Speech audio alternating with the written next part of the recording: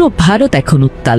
রাজধানী দিল্লি জুড়ে বিরাজ করছে এখন এক থমথমে পরিস্থিতি। রক্ত, ধোঁয়া আর কান্নায় ঢেকে গেছে দিল্লি।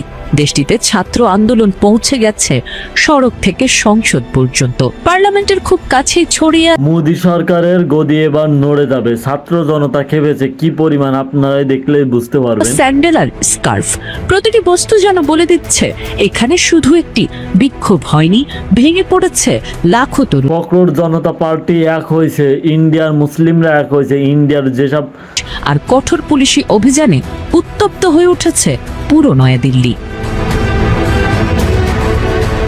শিক্ষামন্ত্রী ইন্ডিয়ায় যত মুসলিম আছে, মোদির বিপক্ষে যেসব রাজনৈতিক দলগুলো আছে সব এক হয়েছে। মোদির গদি গেছে। যারা যারা ভাবতেছেন মোদি দেশের টিকে থাকবে, মোদির গদি আর টিকলো না। মোদির গদি যদি টিকতো তাইলে এতদিন আন্দোলন নিত না, বাংলাদেশের মতন হতো। ছত্রভঙ্গ করে সংঘর্ষে শতাধিক শিক্ষার্থী আহত হয়। এই পর্যন্ত ছাত্র জনতা খেপে 3টা দেশের প্রধানমন্ত্রীকে গেছে। সেই জায়গায় এবার 4 নম্বরকে মোদিকেও খেদানো হবে। মোদিকে খেদানোর জন্য দেখুন ছাত্র জনতা কিভাবে মাঠে মারছে, তাদেরকে কিভাবে আঘাত করা হচ্ছে। অনিশ্চয়তার মুখে পড়েছে। অনেকেই উত্তরপত্রের কপি চেয়ে মোদির দেখেছে পুলিশগুলো তাদেরকে কিভাবে আঘাত করতেছে, এগুলো কি উচিত?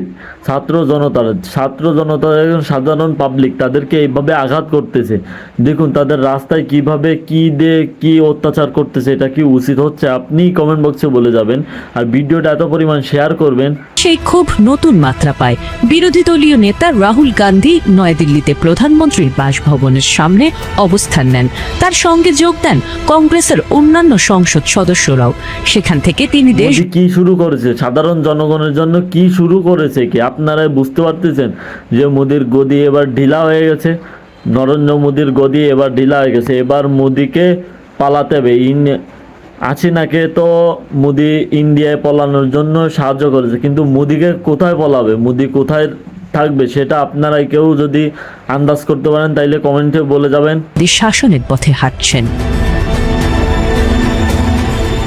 লাদাখের পরিবেশ কর্মী সোনাম ওয়াংচুককে জোরপূর্বক আন্দোলন স্থল থেকে সরিয়ে নেওয়ার পর থেকেই মমতার যেসব লোকজন ছিল সব মোদির বিপক্ষে চলে আসে। নওশাদ সিদ্দিকীর লোকজন যা ছিল সব মোদির বিপক্ষে আছে। ছাত্র জনতা, সাধারণ পাবলিক, কৃষক, চাষিরা, যত মানুষ আছে সবাই মোদির বিপক্ষে এখন দাঁড়ায় যাচ্ছে। আপনিও যদি দাঁড়াতে চান তাহলে কমেন্ট করে জানান আর ভিডিওটা প্রচুর পরিমাণ শেয়ার করুন।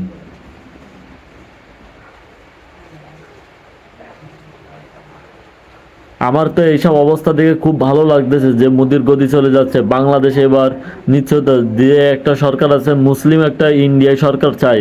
কে কে মুসলিম সরকার চান ইন্ডিয়ায়? আমরা চাই নওশাদ সিদ্দিকী